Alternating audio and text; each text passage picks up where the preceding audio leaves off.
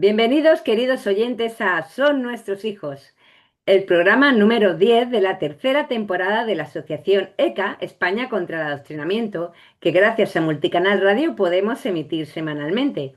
Un espacio disidente de todas las mentiras e imposiciones de los gobiernos en lo que respecta a nuestros hijos. Y si usted tiene hijos, querido oyente, o le preocupan lo que quieren hacer con los niños, no se pierda este programa y suscríbase a nuestro canal. Con nosotros hoy están Pedro González, Nanda Gredano, Elena Tejada, Alicia Rubio, que se va a conectar en breve, y nuestra queridísima invitada que ahora mismo pasaremos a presentar. Y bueno, hoy me ha tocado a mí presentar Beatriz Montes. Bueno, pues sin dar más vueltas, vamos a comenzar este programa con esta invitada tan maravillosa que ella es educadora, escritora, traductora, hispanista, especialista en literatura, profesora de universidad, doctorada por la Universidad de Gotemburgo en literatura española. Si me equivoco en algo, pues ahora aquella que me corrija. Lo singular de esta invitada es que es de Suecia, pero la hemos logrado convencer para que participe en nuestro programa porque hace pocos días ha dado dos conferencias en Málaga presentando dos de sus varios libros, que tiene bastantes, y sobre los que hoy vamos a conversar con ella. La buena y la mala educación o el dominio del lenguaje y el naufragio de la Segunda República, una democracia sin democracia, perdón, sin demócratas. Bienvenida, Iger. Sí, muchas gracias. Es un placer estar con vosotros, con ustedes. No sé, en este programa si uno se tutea o utiliza el usted, no sé. Nos tuteamos. Como usted quiere que le tuteemos, pues yo le tuteo. Eso lo haremos. Muy bien, Estupendo. entre colegas. Muy bien.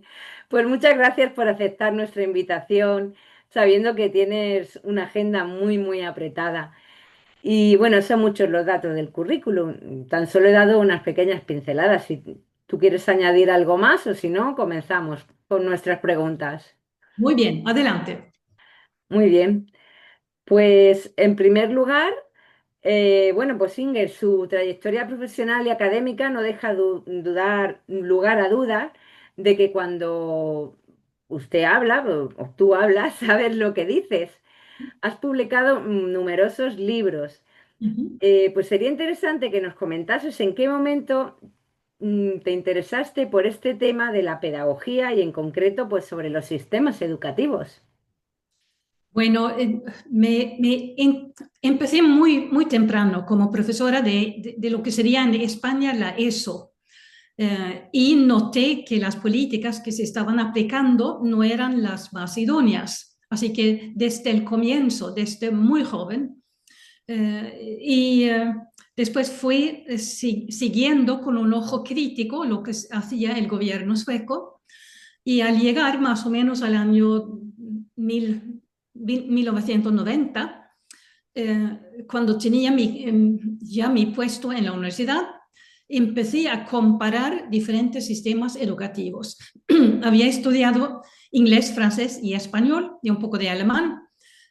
Y durante mis viajes, en mis contactos con profesores de otros países, noté muchas similitudes en las políticas educativas y pude ir cosechando, entre comillas, ejemplos de lo que de cómo actúan los gobiernos, cómo reaccionan los profesores y cómo les va a los estudiantes. Y empecé a escribir libros que eh, contenían una comparación, porque me pareció interesante que los profesores supieran que no están solos con sus luchas, sino lo que se hace en un país occidental probablemente también se hace en otro país occidental.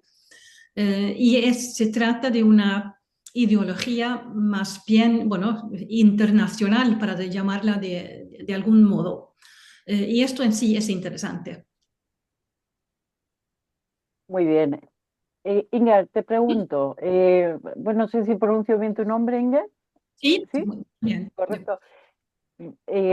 Para explicar el rechazo a los contenidos y el desprecio a la verdad en el panorama educativo actual, haces un recorrido, según lo entiendo yo, que va desde lo que tú llamas progresivismo, Sí. es decir, yo he entendido como esa búsqueda de la libertad individual, ¿no? y del bienestar social, el constructivismo, o lo que es lo mismo, el conocimiento se construye activamente en el individuo, y el posmodernismo, o la instrumentalización de la escuela con fines sociales.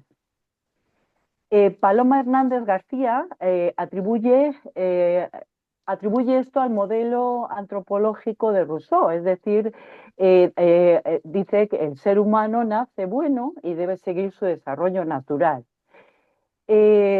Modelo que viene operando en España, en buena parte de Europa, como muy bien sabes, y no digamos ya en Estados Unidos, ¿verdad? De hace décadas. En este sentido, Inger, te pregunto, porque en tu último libro, La buena y la mala educación o el dominio del lenguaje, desarrollas una perspectiva muy novedosa en cuanto a la pedagogía actual. Eres muy crítica, sosteniendo que la exaltación de la autonomía del alumno lo infantiliza y lo degrada en su formación. ¿Podrías, a grandes rasgos, ponernos qué es lo que falla en la educación de Europa y en concreto en la educación en España actualmente? Yo creo que Europa ha abandonado su camino anterior en educación, que era dar énfasis al contenido, pensando que el alumno, aprendiendo lengua, historia, matemáticas, etcétera, se enriquecía, que así sería más capaz de pensar, de ser un ser racional en sus juicios y también de manera secundaria, también poder hacer un trabajo más valioso en su profesión. En este camino que incluye la meritocracia, es decir, saber más es más valioso y se debe intentar saber más y se debe premiar al que sabe más. Eh, eh, se, ha in, eh, se ha impuesto una idea de la igualdad absoluta como meta de la educación. Y todo se ha supeditado a ese sueño de igualdad. Por ejemplo, se han organizado clases o grupos en la escuela obligatoria con alumnos de muy diferente nivel intelectual y de muy diferente interés por esforzarse. Y eso de decir que los alumnos son diferentes casi se ve como muy negativo, como políticamente incorrecto, decimos ahora, con un cliché. No, no, y muchos europeos se han olvidado de que una vez ha habido una escuela organizado según el aprendizaje, que el aprendizaje es lo esencial en la escuela, porque hoy los gobiernos organizan la escuela sobre el modelo de guardería. Yo sé que es una palabra fea y que es cierta exageración, pero anteponen la convivencia social al aprendizaje. Y lo vi muy claramente en mi propio país, porque cuando se tomó la decisión sobre la LOGSE sueca en 1962, así que 30 años antes que en España, todos los profesores de la secundaria y del bachillerato, y cuando digo todos, eran el 99%, eh, escribieron una carta a los parlamentarios, a los diputados, diciendo que hemos visto durante una década de experimentos que así bajan los conocimientos. No tomen esa decisión, pero la tomaron. Y esto es un poco el camino que ha ido la política educativa, que las opiniones de los profesores vienen en segunda mano y que los sueños de los políticos siempre tienen prioridad y estos sueños están basados más en sus deseos, en sus metas políticas, en parte utópicas. Y ahí estamos. Y esto lo veo como muy similar en diferentes países europeos. Hay pequeñas diferencias, algunas escuelas trabajan un poco mejor, pero los sistemas educativos, el tipo de examinación, el tipo de nota, el tipo de ambiente que hay en la formación docente es muy similar y tiende más bien hacia el igualitarismo. Importante lo que dices, que prevalecen los deseos de los políticos por encima, ¿no?, de los intereses del alumnado en general. También sostienes, Inger, que hay que recuperar algunos aspectos olvidados de la enseñanza tradicional, aspectos relacionados con los procesos de aprendizaje, como la memorización. He sabido que la memoria, sobre todo la semántica, permite la consolidación de conocimientos y el desarrollo de un juicio crítico, porque favorece las asociaciones cognitivas. Sin embargo, vengo observando como profesora de lengua, vengo observando, y también lo he hablado con otros profesores que coincidimos en señalar lo mismo, que los alumnos tienen serias dificultades de memorización de palabras. Sí. Y a veces incluso son incapaces de evocarlas, sobre todo cuando deben manejar una nomenclatura lingüística básica. Te hablo de palabras como función apelativa o como atributo, como oxímoron. Entonces, claro, es un verdadero problema. Y no me refiero precisamente a alumnos que tengan dificultad de aprendizaje, como puede ser una anomia o una dislexia. Son alumnos que no tienen dificultades a priori, no tienen dificultad de aprendizaje. Otros aspectos también que tratas son la lectura o la sintonía con los padres, ¿no?, que te parece muy relevante. ¿Podrías detallarnos, Inger, estos aspectos y cuál sería, a tu parecer, el modelo ideal que se podría implementar? Podríamos empezar con la dificultad para acordarse de nuevas palabras o nuevos términos. Yo lo, yo lo asociaría a la dificultad que tiene un extranjero que tiene que hablar en una lengua nueva para él. Porque al comienzo es bien conocido que las palabras no resbalan. El alumno ha estudiado la palabra, conoce las 10 palabras para el día siguiente, cuando se va a la cama, pero despertándose han desaparecido. Es decir, que si no sabes casi nada en la lengua en cuestión, es muy difícil acordarte de las palabras porque no tienes dónde engancharlas con lo que ya sabes. Porque, y al revés, si sabes mucho de una lengua, de un tema, de lo que sea, es mucho más fácil aprender algo nuevo porque ya tienes una base, ya reconoces algún aspecto de la palabra, ya sabes dónde insertar la palabra entre lo que ya conoces. Y entonces es más fácil acordarse la palabra, y si uno no se acuerda inmediatamente, uno puede buscar en su memoria y encontrar la palabra que no se presenta inmediatamente.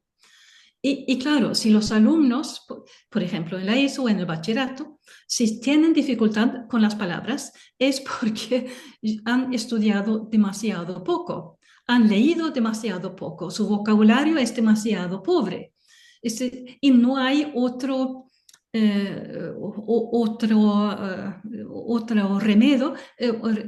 remedio que estudiar más, leer más. Esto no gusta que se diga, no gusta a los alumnos y no gusta a los padres, no gusta a los políticos. Ellos siempre tratan de encontrar un atajo y es un poco la ilusión de la modernidad. Suponemos que habrá en algún lugar una máquina que podría hacer esto mucho más rápido. Seguramente hay un método que disminuye el esfuerzo o el tiempo que hay que poner para aprender, pero no hay, porque nosotros no estamos en el mundo de la tecnología, sino estamos en el mundo de formar un cerebro. Y los cerebros no han cambiado. Si pensamos en la estructura, la biología no ha cambiado. Lamentablemente, al decir esto, tengo que decir que sabemos todos que ahora se discute si el uso del teléfono, si el uso, bueno, eso de informarse a través del oído o del ojo, de lo audiovisual, si esto está transformando quizá un poco nuestros cerebros. Estamos hablando todo de la falta de concentración, quizá está en camino ciertos cambios, por lo menos en comparación con la situación hace 20, 30 años, cuando los alumnos, y los alumnos en general, no solamente los buenos, los alumnos en general leían más, escuchaban más al profesor, mal que bien estaban obligados a escuchar a sus profesores, a sus padres. Esto les daba cierta estructuración en el cerebro, sabían ciertas cosas, podían catalogar las cosas en su cerebro. Y es posible que los alumnos de hoy no solamente lean menos, aprendan menos, pero que la estructuración fundamental de su cerebro sea menos idónea para aprender, porque no han aprendido. Y con eso ato los cabos. Hay que aprender mucho para ser capaz de aprender más. Entonces, y no hay nada, no hay otro camino que empezar temprano y estudiar mucho. Pero ya se han dado cuenta, ¿no, Inger? Que han metido la pata, ¿no? Una anécdota que no es una anécdota, yo creo que es una cuestión ya, es categoría. Este verano, en el mes de julio, el Consejo de Gobierno de la Comunidad de Madrid sacó un decreto para regular, rectifico, para limitar el uso de dispositivos digitales en los centros educativos. O sea que están volviendo hacia atrás, se han gastado millones en llevar ordenadores, todo tipo de ingenios digitales a los institutos y a los colegios, y ahora en esa normativa que te estoy mencionando ahora del mes de julio, ya en su artículo segundo dice, oye, que hay que fomentar la memoria, que hay que volver a potenciar los aspectos memorísticos, todo lo que a nosotros los profesores, yo tengo 55 años, nos enseñaron a partir de la LOCSE, a partir de la LODE, que había que olvidar los contenidos, la memoria, pues ahora la propia normativa, al menos de algunas comunidades como la de Madrid, está en términos, vamos, evidentes, demostrando que están reculando y que están yendo hacia atrás y recuperando la educación, entre comillas, en su sentido más tradicional. No sé si la normativa os sonaba o te sonaba, Inger, pero ya está en funcionamiento y se está aplicando. Es una vuelta atrás, creo yo. Y en este caso, eso de ir atrás es ir adelante. Justo, estoy totalmente de acuerdo. Justo. Pero lo curioso es que se haya dado ese paso atrás, porque simplemente si no tienes conocimientos en tu cerebro para especificar, no puedes, por ejemplo, hacer uso de esas competencias del siglo XXI, de las que se habla tanto. Porque si quieres comunicar, tú tienes que tener algo que comunicar. Si vas a ser creativo, tú tienes que tener elementos con los que crear. Y si quieres ser crítico o tener una lectura crítica, tú tienes que tener muchos conocimientos para poder comparar. Porque la crítica fundamentalmente es comparar diferentes versiones de un dato para ver cuál es más probable, cuál parece más verídico. Así que no hay manera de de tener una persona culta, de tener una persona capaz de realizar diferentes trabajos. Y ahora, para añadir lo último a propósito de la inteligencia artificial, para ver si un producto de la inteligencia artificial es fehaciente o no, lo que necesitas es tener un conocimiento anterior para comparar con lo que ha producido la inteligencia artificial. Y lo que es probable es que ciertos trabajos se van a poder hacer más rápidamente con la inteligencia artificial, pero siempre queda lo que es esencial y es la evaluación de ese producto, y esta evaluación únicamente la puede hacer alguien con conocimientos previos, conocimientos y experiencias. Y ahí estamos en el factor humano. Y yo creo que todo esto son buenas noticias para los profesores. Lo que hacemos en el aula, al hablar, al contarles a los alumnos ciertas cosas, al hacerles reflexionar, al formular preguntas, al proponer tareas, eso es lo que necesitan, y no hay nada en el desarrollo de la tecnología que digan que no deberíamos hacerlo. Al revés, eso es lo que se necesita. Sí. Bueno, encantada de saludarle, Inger. Desde luego que estamos totalmente de acuerdo los docentes con lo que usted está diciendo, y hay que ver la enorme diferencia que hay entre lo que piensan de la educación los políticos y lo que pensamos los docentes que estamos, pues eso, a pie de pista, digamos. Bueno, le voy a preguntar que dado que está siendo muy crítica con el sistema actual, ¿está teniendo muchos obstáculos o menosprecios por ese atrevimiento? Y considera que tiene que ver algo la ideología o hay alguna intención ideológica con esta degradación de la educación a nivel europeo y especialmente en España. Sí, yo creo que sí, que hay una voluntad política de igualdad, y es tan pronunciada que hay que decir que eso es una ideología, que es un igualitarismo, porque se antepone la igualdad al conocimiento.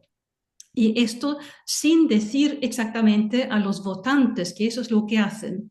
Seguramente los votantes quieren una buena educación para sus hijos, pero no les dan a elegir entre una educación enfocada en el conocimiento o una educación enfocada en el igualitarismo. No pueden elegir, que no elijan, porque si eligieran se acabaría eso del igualitarismo.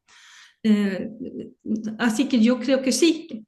Lo que oigo, o la pregunta que se formula muchas veces, es si es un intento intencionado para rebajar el nivel de conocimiento, para poder influir más fácilmente en los votantes. Esto no lo veo tan claro, pero lo del igualitarismo sí, lo veo muy claro. Y que dicen los políticos, en general no me contestan, en general no quieren argumentar conmigo, pero lo que he visto, por lo menos en Suecia, es que ya son tantos años de críticas, ya son tantos años de argumentos. Yo creo que si hablo de una buena parte de los políticos suecos, yo creo que ahora ya saben más o menos lo que deberían hacer, pero no se atreven. No se atreven porque piensan que esto les va a costar caro políticamente. Pero yo creo que estamos en camino. También en Suecia tenemos ahora nuevas leyes a propósito de la desdigitalización. Y han tomado esa decisión porque ya no es peligrosa políticamente, porque todo el mundo está de acuerdo. Así que es una decisión que solamente les va a dar aplausos y no críticas. Lo que yo quisiera, claro, es que tomaran otras decisiones un poco más atrevidas. Y lo que digo, en Suecia, es que el gobierno actual va a proponer toda una serie de reformas en la educación, pero solo da un pequeño paso en cada campo para no tener tanta resistencia. Y entonces vamos en el buen camino, pero muy lentamente. Y a propósito de España, lo veo un poco más difícil. He tenido contacto con algunos políticos y son muy amables, dicen tener mucho interés, pero no quieren realmente llegar a un acuerdo.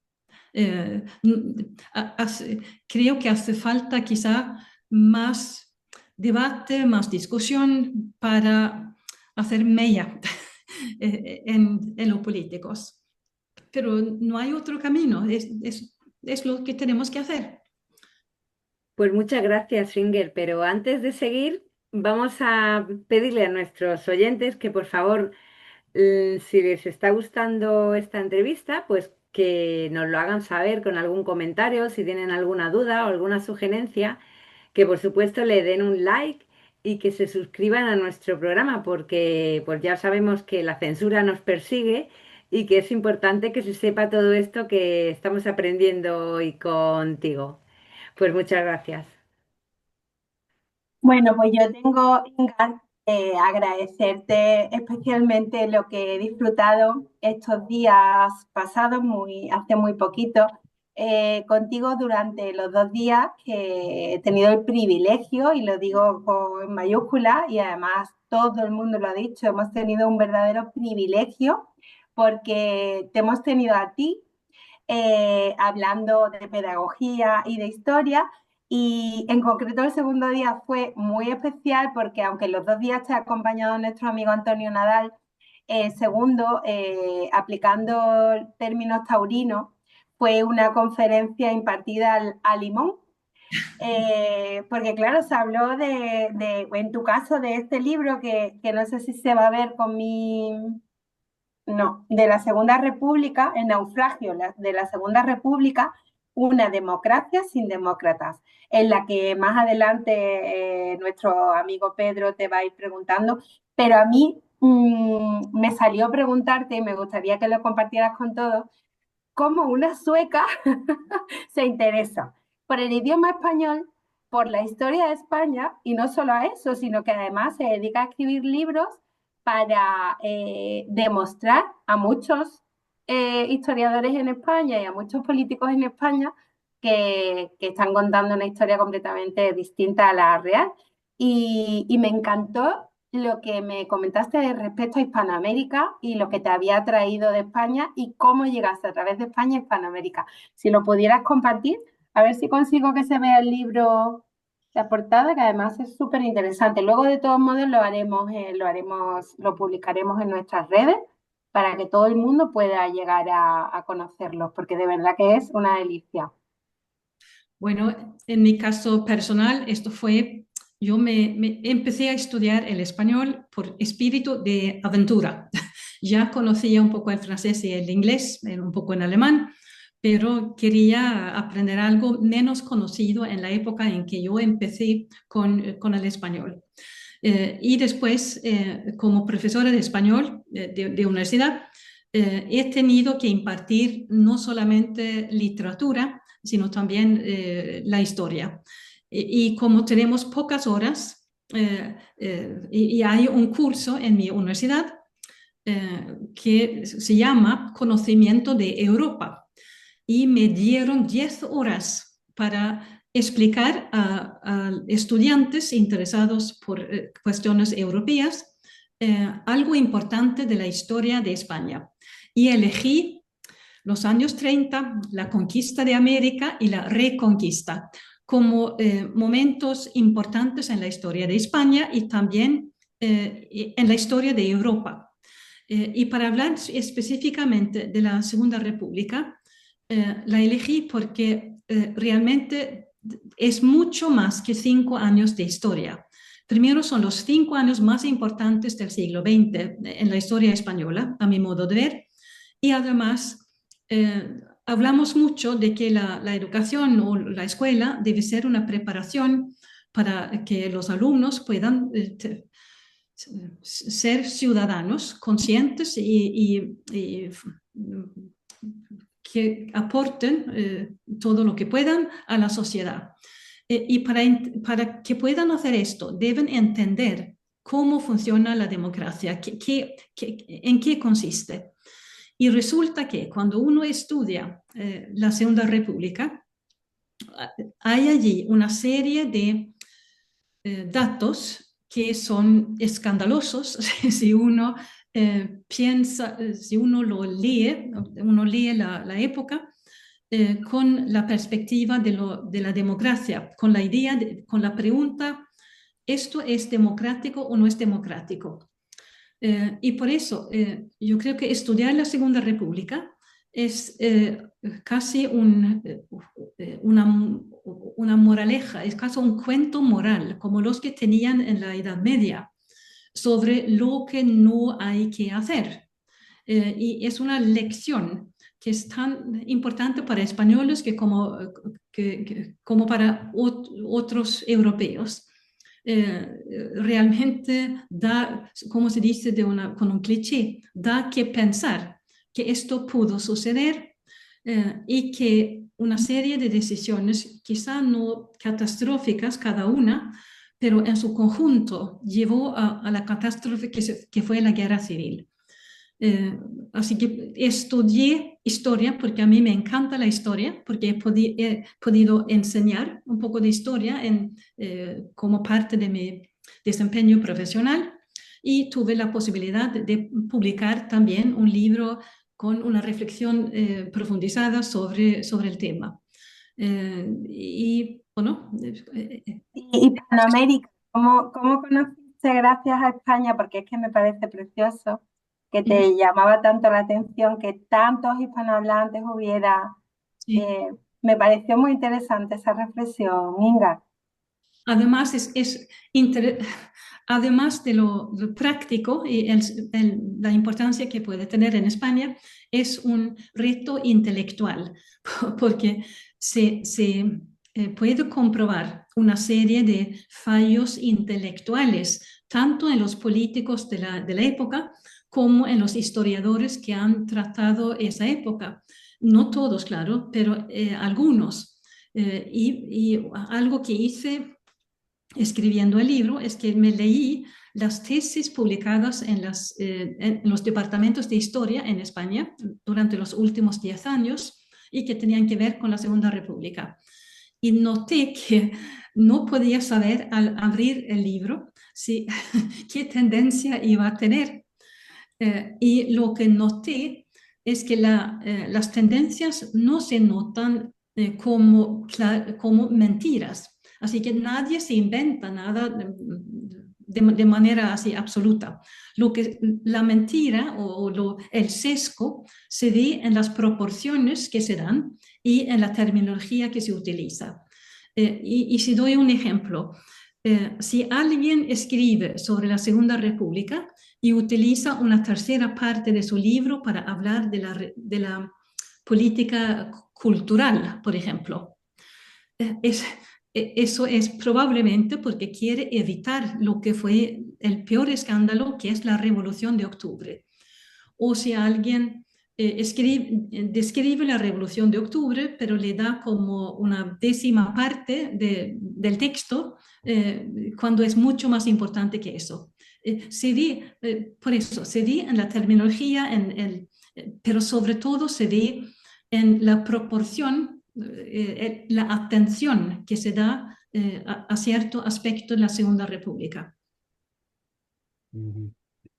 Inger, y siguiendo un poco con el tema de la historia, aquí en España, desde luego percibimos que sí hay claramente un relato oficial desde el momento en que tenemos una ley de memoria histórica, ahora con el gobierno de Pedro Sánchez una ley de memoria democrática y frente a ello, pues lógicamente un enfoque creo más académico y más profesional en el ámbito de la historia.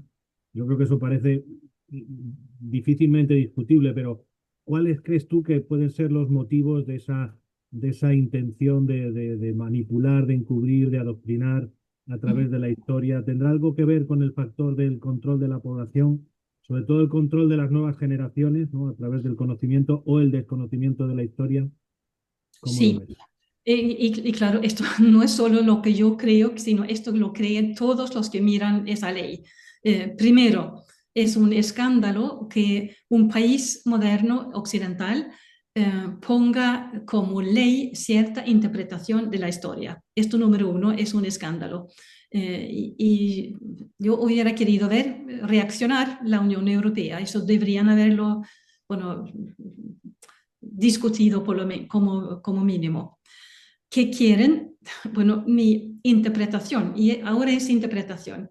Yo creo que el partido del gobierno de Pedro Sánchez está jugando con la idea de una tercera república. Y para hacer avanzar una tercera república, es decir, abolir la monarquía, reescribir la Constitución del 71 y establecer, introducir una tercera república. Les ha parecido interesante aupar la Segunda República, aupar la idea de la República en general.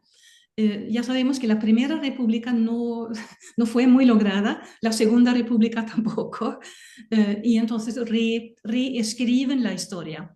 Este gobierno no es el único gobierno que quiere reescribir la historia, pero esto es bastante burdo. Y lo que yo he notado, y yo no soy la única, sino esto es muy frecuente como observación, es que Pedro Sánchez se apoya en la misma coalición que la que tuvo el gobierno, bueno, terminó con el gobierno en la primavera del 36, es lo que se llamaba el Frente Popular. Frente Popular.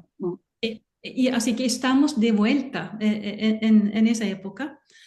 Y noto también que el gobierno, y en particular Pedro Sánchez, por ejemplo, en la campaña de las últimas elecciones generales, utilizó ciertas palabras que eran similares o eran las mismas que durante los años 30. Una tendencia fue llamar fascista a todos sus adversarios, de intentar introducir una cuña entre diferentes partidos de la oposición, llamar a todos extremos que no eran de su campo. Eso es exactamente lo que se hizo en los años 30 y lo que produjo lo que ahora se llama una crispación, lo que produjo a crear un ambiente intolerante, un ambiente de miedo, de intimidación, y que a su vez fue como una base para la violencia. Es que alguien repita algo de manera tan obvia me produce tristeza. Y como profesor o como profesora, y por eso soy optimista, los profesores tenemos que ser optimistas. Uno piensa que si los jóvenes hubieran podido aprender más sobre lo que realmente sucedió durante estos años tan importantes, estarían mejor equipados para entender el discurso político actual. Realmente, todos los países tenemos ahora clases de historia y clases de ciencias sociales. En este caso, a mi modo de ver, estudiar a fondo la Segunda República es a la vez una clase de historia y una clase de ciencias sociales. Y siguiendo un poco en torno a la cuestión, esta asociación que se llama Españoles contra el Adoctrinamiento, pues en esta asociación somos muy conscientes de que a los jóvenes pues, se les ofrece una versión de la historia tergiversada, manipulada, adoctrinadora, influida por pensamientos ideológicos. Si fuéramos a los libros de textos, ¿cuáles crees tú que son los temas? Yo creo que has citado alguno, la Segunda República.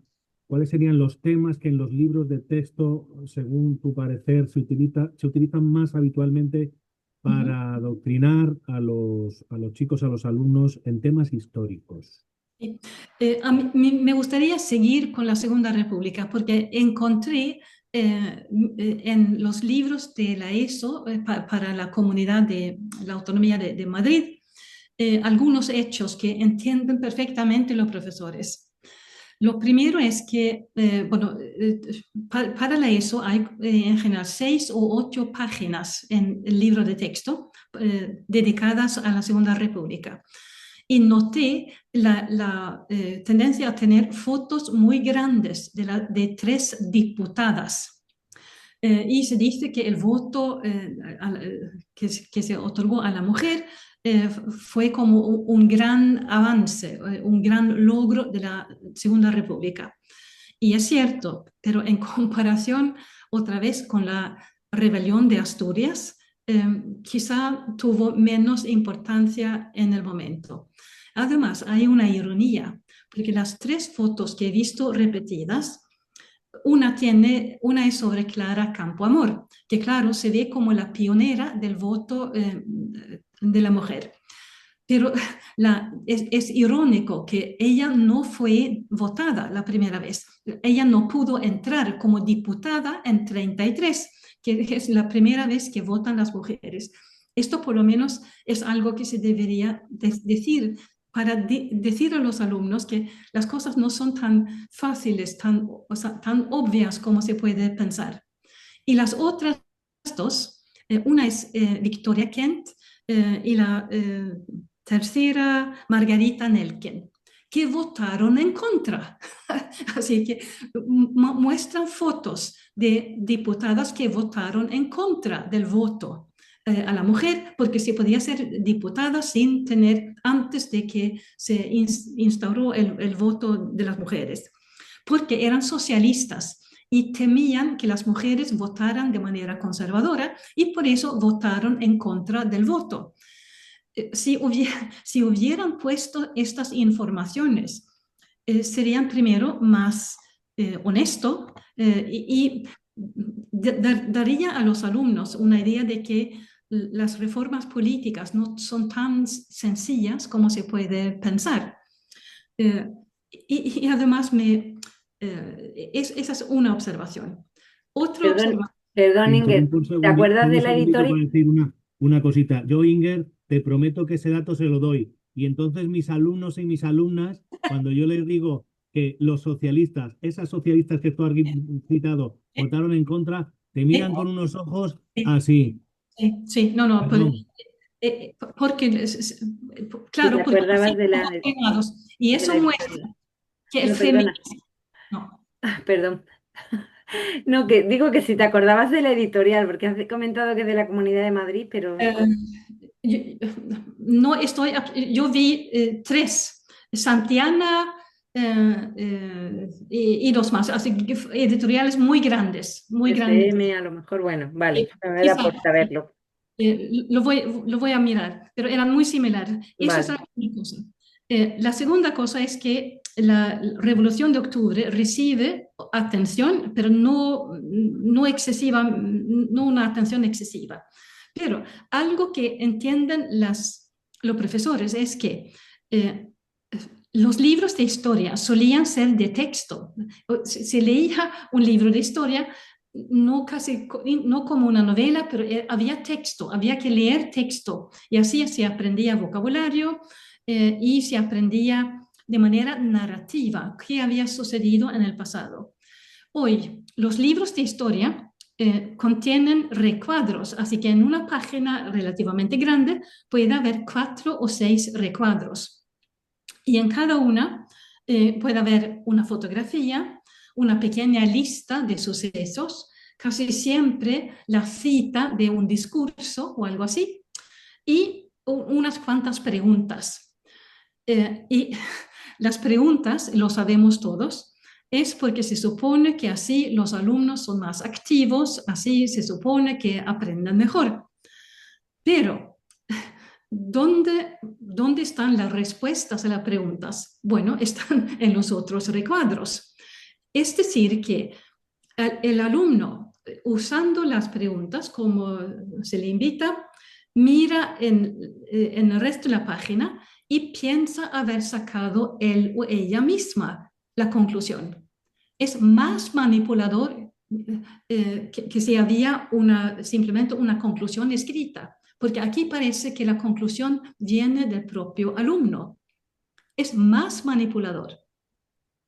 Y esto seguro que no lo entienden gente fuera de la educación, porque parece inocente. Otra cosa más es que eso de los recuadros quiere decir que hay muy poca información en realidad. Si pensamos que quizás se dedique 2 semanas o posiblemente 3 a la Segunda República, lo que van a leer los alumnos en el libro de texto es muy poco, realmente es muy poco. Y la cuestión es cuántos saben después de haber recibido tan poco alimento histórico sobre la época. Y claro, después otro aspecto que es el de lo que realmente sucedió y lo que se sabe ahora que sucedió. Y es que hay una investigación magnífica sobre las elecciones del febrero del 36. Un libro que se llama 1936, Fraude y Violencia, etc. De 2 historiadores, uno de Granada y otro de Madrid, creo.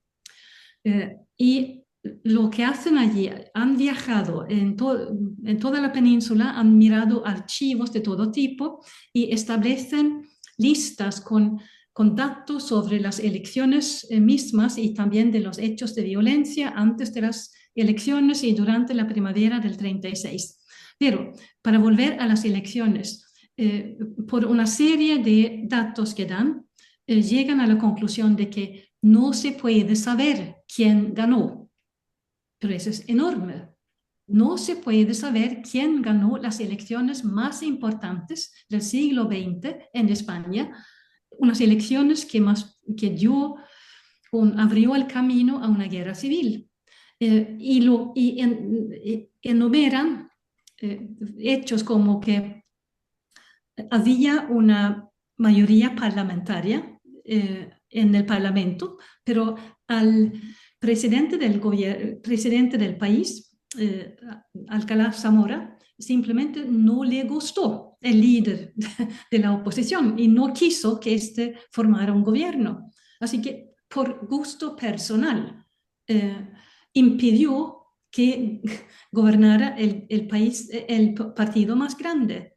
Eso es, no hay palabras para decir esto. Y entonces convoca unas elecciones inútiles, porque había una mayoría parlamentaria. Convoca unas elecciones en una situación de violencia callejera y de mucha tensión. Así que sabe que es peligroso tener unas elecciones así. Y después un largo etcétera. Pero para decir 2 o 3 cosas. El gobierno o el presidente del gobierno a los 3 días de la primera vuelta de las elecciones dimite. Alcalá Zamora nombra a Manuel Azaña. Manuel Azaña empieza a liberar inmediatamente los prisioneros, los encarcelados, detenidos después de la Revolución de Octubre, y cambian las autoridades porque se repande el rumor de que la izquierda ha ganado, lo cual era absolutamente una idea imposible porque solamente se había votado en la primera vuelta, no se había contado los votos, no se había decidido en qué circunscripciones había falta una segunda vuelta, no se había realizado entonces la segunda vuelta, menos se había contado los votos y después había una comisión en las Cortes que tenían que convalidar los escaños y después se inventó que Granada y Cuenca tenían que volver a hacer una elección parcial. Allí había ganado la derecha y no gustó al gobierno. Todo esto es tan irregular, para decirlo de manera eufemística, que los investigadores dicen que como cada paso en lo que sucedió es irregular, es imposible reconstruir lo que debería haber sido. Y simplemente dicen que por lo menos un 10% de los votos no se pueden contabilizar ni a izquierda ni a derecha, porque no se sabe qué hacer con esos votos. Es decir que, y ahora vuelvo a los libros de texto, no se dice en los libros de texto publicados hoy que hay grandes preguntas sobre la legalidad o la legitimidad de las elecciones. Entonces, eso de no decir esto es enorme, es absolutamente enorme. Es enorme desde un punto de vista intelectual, como fraude a los alumnos, y es enorme desde el punto de vista democrático. Y los libros que yo he visto proceden del mismo modo.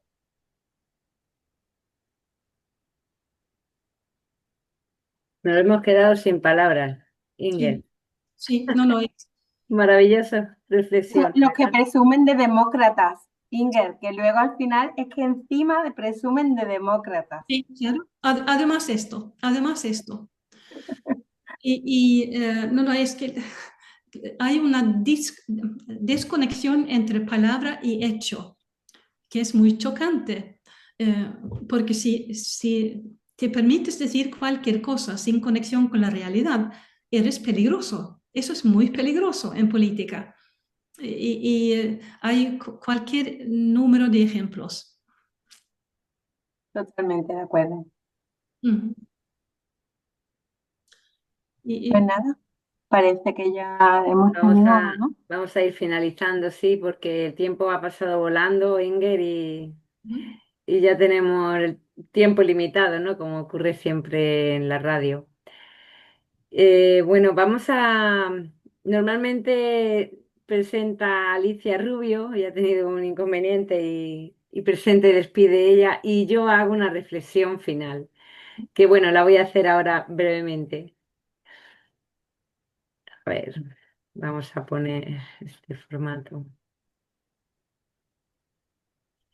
Querido oyente, Harold Pinter, un dramaturgo y poeta británico, dijo en una ocasión que el pasado es lo que recuerdas, lo que imaginas recordar, lo que te convences en recordar o lo que pretendes recordar. Me ha parecido esta frase que contiene la realidad de lo que observamos a nuestro alrededor. Que la historia esté manipulada es un hecho que siempre ha ocurrido. Las grandes hazañas de héroes a lo largo de los siglos que han levantado civilizaciones defendiendo con pasión su nación, han luchado con valentía contra poderosos enemigos. Esas historias han sido relatadas con una versión u otra según su procedencia, si de los vencedores o de los vencidos. Ahora en el siglo XXI continuamos con esa manipulación, pero ahora la novedad es que desde las propias aulas se introduce la versión que conviene a los políticos que gobiernan el gobierno. De esta manera, querido oyente, en la sociedad enfrentada por la ignorancia, hallamos a unos que recuerdan el pasado como se lo han transmitido sus generaciones anteriores, otros que se lo imaginan, los hay que han sido convencidos en creer esto o lo otro, o encontramos a los que, como nuestros dirigentes, pretenden, a costa del adoctrinamiento, que solo recordemos lo que ellos han decidido que debe ser la historia. Y como se deduce, la capacidad crítica brilla por su ausencia. Por suerte, o mejor dicho, gracias a Dios, no todo está perdido. Siempre ha habido voces de personas que, aunque amenazadas y perseguidas por ellos, han proclamado la verdadera historia tal como fue, no con conjeturas e hipótesis, no con recuerdos sesgados o desmemorias, sino con auténticos argumentos necesarios de saber para que realmente haya respeto. Una de esas voces es la de nuestra invitada Inger, a la que agradecemos de todo corazón su labor tan maravillosa que está haciendo y que tantos ojos está abriendo. Los miembros de esta asociación te deseamos mucha fuerza en esta tarea tan necesaria, sabiendo que no estás sola. Pues nosotros también luchamos cada día por proteger a los menores de las mentiras crueles que les quieren introducir en sus frágiles mentes.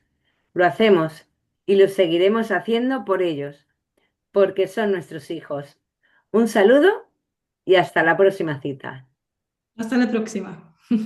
Muy bien, pues nosotros ya tenemos que despedir este programa, muy interesante, pero antes hemos de avisar que Multicanal Radio ha tenido que abrir un nuevo canal. Se llama Multicanal Radio 2 con número, porque YouTube se lo ha cerrado sin previo aviso. Es una auténtica censura que solo podemos contrarrestar compartiendo este tipo de contenidos y apoyando a Multicanal Radio suscribiéndonos. Y recordando que tiene un Patreon en el que Raúl, conocido como un murciano encabronado, tiene interesantes programas y al que pueden suscribirse desde tan solo 6 euros al mes. Y a ECA, España contra el Adoctrinamiento, nos podéis ayudar difundiendo, haciéndonos llegar vuestras opiniones, dudas. Nos encuentran en nuestra web, en teléfono de WhatsApp. Pueden ayudarnos económicamente con un Bizum o PayPal y bueno, estamos en las redes sociales. Muchas gracias a todos los miembros de ECA que habéis participado hoy. También a nuestra querida invitada Inger, mucha fuerza desde aquí y a nuestros queridos oyentes. Os esperamos en un próximo programa y terminamos con nuestro lema: dejen en paz a nuestros hijos.